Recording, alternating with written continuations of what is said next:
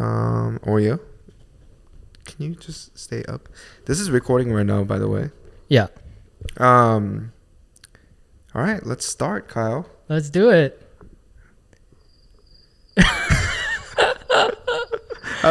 Wait, aren't you starting it? No. Hey, guys. Okay. I'm starting it. You're starting it. Hey, what's up, guys? I'm Kai. Is that how? What's up, guys? Hey, what's up, guys? My name is Kyle. And my name is... what? And my name is what? My name is... You might have to drink. Oh, like drink. Yeah. This guy wants me to drink tequila. Maybe. Hey, guys, what's up? My name is Kyle. And my name is Dan. And this is Boribros. Yes, welcome. This is the episode 0. Episode 0. Mm-hmm. This is the episode where we introduce ourselves to you. Mm-hmm. And we'll try to keep it short because, you know, who wants to know about us, right? You guys will one day. Hopefully. Yeah. Actually, it's been a long time since we uploaded our first video. I think it was back in June, and we uploaded a video on Instagram asking for help to name our channel. Hey guys, what's up? I'm Kyle. And I'm Daniel. And we need your help On deciding on our YouTube channel name. And we provided like these several options to choose from, and we chose none of them. Yeah.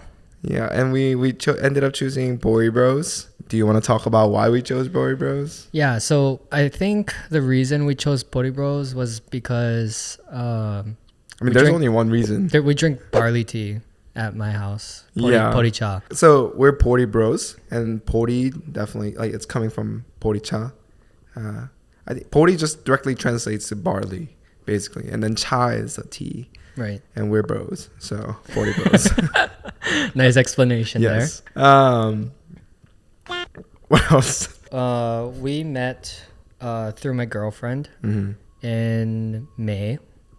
Right, May 13th. May 13th. Yes, it's a special day for me. Me too. Yeah, I have it on my calendar. Yeah. Our anniversary. Our anniversary. Yes. Our meeting anniversary. Mm-hmm. We met at this restaurant called Mito. Right in front of my place. I think it's like a Chinese-owned sushi restaurant. Mm-hmm. I don't know if I should say this on air, but the restaurant, like the sushi itself was like the fish quality was like one of my pieces was black. But other than that, like the experience of meeting Daniel was like the best part. But he was late. And I live literally right across the street.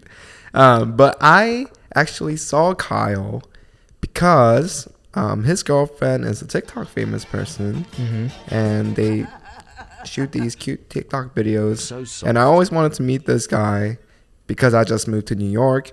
So when I was grabbing dinner with his girlfriend, I asked her to bring him so that I can finally meet him. I guess, did we talk about how both of us were like filmmakers back then? Well, we just expressed a general interest in making like videos and stuff like that. I mean, you are a creative director, and I just had a side hobby of making YouTube videos. So I thought that was like a very interesting... I thought that was very interesting. Mm-hmm. But after that dinner, we didn't talk for like a whole week because I went on a business trip to Arizona. No, but I texted you. Yeah. While I was in Arizona, you texted me and I was like, oh, this guy's texting me. Yeah, because we're friends now. I have friends. Yes. And we ultimately decided to hang out on that weekend when I was coming back. And the idea of starting a YouTube channel came out, and Kyle was immediately interested in it. So we wanted to make a YouTube channel about interviewing people on the streets of New York and talk about our experience of moving to New York, because you lived here for a year now? Yeah. And I moved here in late March. No. I've lived here for a year and a half. Okay, so it's been a while. Yeah. We're relatively new compared to all the people here. And I thought a lot of people in New York City could relate to us because I feel like a lot of people are from somewhere. Yeah, a lot of people here are transplants. Mm-hmm. And like going on a restaurant reviews and other content ideas and things like that. And then the summer came and it became super hot outside. So we just transitioned our ideas into starting a podcast, which I really never expected myself to do so, because I don't think I have the best ideas in terms of like when I'm having conversations. So yeah, but I'm glad you're here with me. I'm happy I'm here too. Mm-hmm. So yeah, go ahead. I don't know. And that's how Boribros started. Exactly. I'm really excited. What are some things you want to talk about in this podcast? I want to talk about a lot of things. I texted this guy like, what do you want to talk about for our first episode? What did I say? I forget already. You just gave me a whole list of very deep conversations, like loneliness, crying while watching K-drama. Oh, yeah. I was like, wait, what? In my head, what I was thinking was like, well, maybe you can just talk about like New York. Like, why did you move to New York? That's too shallow for me. I'm not a small talk kind of guy. I like to go deep, you know? No, this is a great balance. Because I Yeah. think whenever we have a deep conversation, I think it always ends well. I think so too. Mhm. I think so too. And that's also part of the reason why we're doing this is so that we can learn more about each other. Right. Because, you know, we've only known each other for like 2 months now. I feel like I've never really gone this close to someone like I've only known for 2 months. I think so too. Yeah. I think so too. I think it takes for me, like as a person, it takes a while for me to open up to people. Mm-hmm. And it didn't even take us the full 2 months to become comfortable. Like it was like that first week when we went out with other guys, we just clicked and we just continuously hung out. Like we went to the park. You came with like Thai food one day. We watched like Star Wars together. yeah. So yeah, no, I love it. Seriously. Like I love when you show up with your scooter. Yeah, so we had a lot of things that we were thinking about talking about. And for me, like I just really like it when I don't think people are going to be too interested in us talking about just like mundane things like, buying an electric scooter and going to the grocery store. I think they're going to be more interested, and I think we'll evoke better answers if we talk more deeply about certain topics. Let's talk a little bit about like who we are, like where we came from, like sort of our upbringing a little bit. And yeah. You want to go ahead or do you want me to go ahead? Let's have you go first. Okay. Let me know if I'm talking too much. Like I said, my name is Dan. All right, that's too much. I was born in Korea, grew up there until like elementary school, flew to US, lived mostly in Georgia, and I recently moved to New York this past March, as I mentioned earlier. I work as a financial analyst. Did we talk about like? Why are you laughing about that? Is like, that funny? I'm just thinking about like what do I talk about myself? Like what am I? All right, let's start over. Let me start over. Okay. All right, so actually, can you go first? Yeah, sure. So I'm Kyle. I came from Hilo in Hawaii, and that's on the Big Island. I was born there and raised there pretty much my entire life. I went to school on Oahu, which is the main island. I worked as a video editor right after college, and then I kind of transitioned into being a filmmaker, like a documentary filmmaker. After that, I somehow became a creative director. Once I got my job as a creative director, I moved over to New York. I decided to move to New York because I wanted something different. Like I wanted a change of scenery, but I also wanted to like develop myself in my career. But I also met Jen here in New York. So there was like, I fell in love with the city when I was here on a work trip. And from there, it's kind of history. Yeah. I actually also was deciding if I wanted to move to LA at the time because I was going to pursue a career in acting. But then I started taking acting classes and I was like, I don't know if I like this that much. I know how to make films. I like doing it, so I'm going to stick with it. That's kind of I didn't a know, long short story of how I grew up and got here to New York. Okay, I have a general idea now. So I was born in Korea, lived there till elementary school, and then lived in California for a bit, but lived mostly in Atlanta, Georgia. Went to school there, went to middle school, high school, and college at UGA. Graduated in 2018. Got my first job as a wealth manager or like financial planner. I did the internship during the school year and then full time for 2 years. Realized the industry is very, very narrow and it's a lot of waiting game because it's mostly about acquiring clients and building relationships. What did you do? Like, how did you acquire clients? In this industry, there's two main ways, right? There's fee-based and fee-only. Fee-based is like if you sell a product, like if you like make the client invest in something or buy insurance, they get commissions.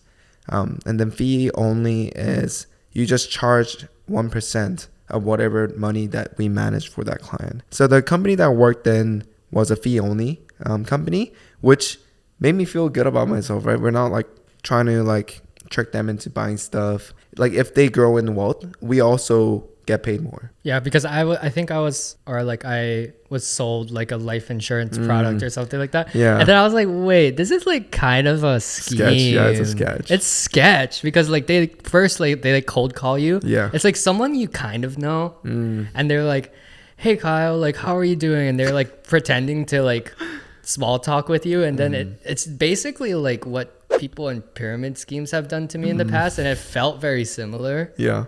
But I actually fell for it fall for it, but it's like not maybe not technically a scheme. It felt like a scheme to me, but I kind of like fell for it for like a good amount of time. Lost $3,000. Are you serious? Yeah. For a life insurance? What kind of product was Dude, it? I was paying like $250 a month? Yeah. Where did you get that money? Dude, I did it. That was money I did not have. For a life insurance? It was a life insurance policy that acts as like a retirement fund. Like you know what I'm talking about.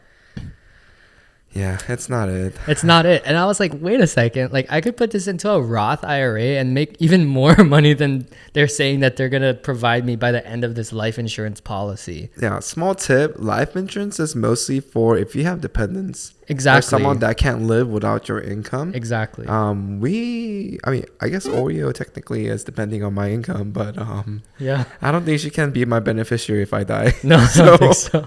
I don't think it matters. Yeah. So anyways, I fell for that. Sorry to interrupt. No. I was just like, does that sound familiar? I love questions like that. I mean, I love doing it, but most of our clients were very, very wealthy people. It was interesting, but you know, like I said, it was a lot of waiting game. I had to kind of wait till like company was like comfortable to give me clients. But because I was a minority and also I looked very young compared to all my peers, I kind of felt that not segregation, discrimination kind of. I mean, they were super nice to me and they gave me jobs, so I can't complain. But I just didn't want to stay in that industry and wanted to do something more flexible.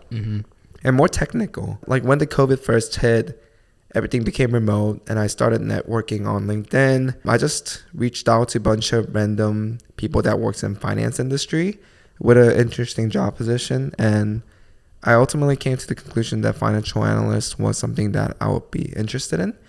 And I got really lucky because when the pandemic initially hit, like not many people were hiring, right? But this one startup company in Atlanta, they were hiring. It was also like a rotational program. So you get to like work with marketing department, revenue department. We were the first class of financial analysts in that firm.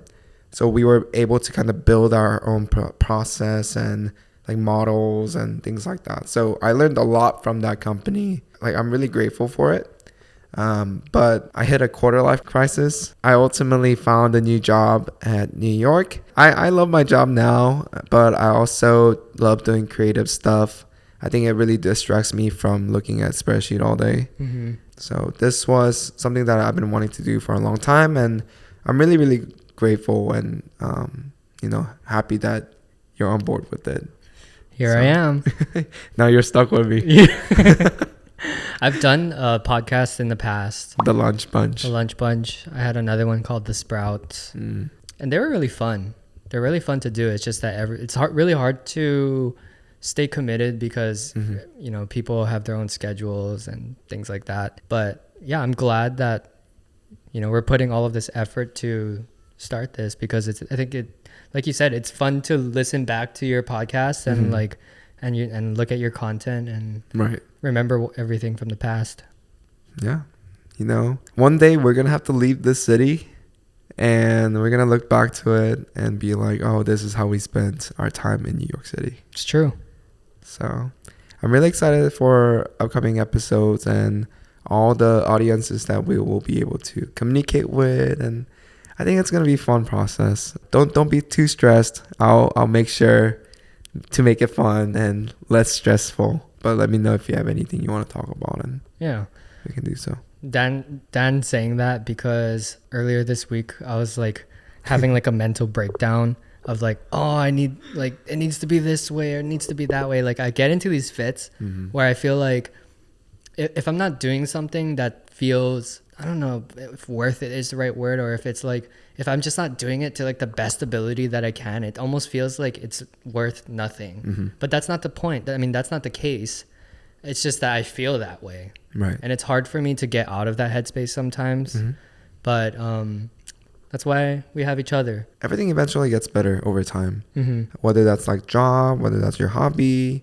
And I know quality of this podcast will go up as we do it. And we're just leaving a room for improvements, you know? Yeah. So, positive thinking. Positive.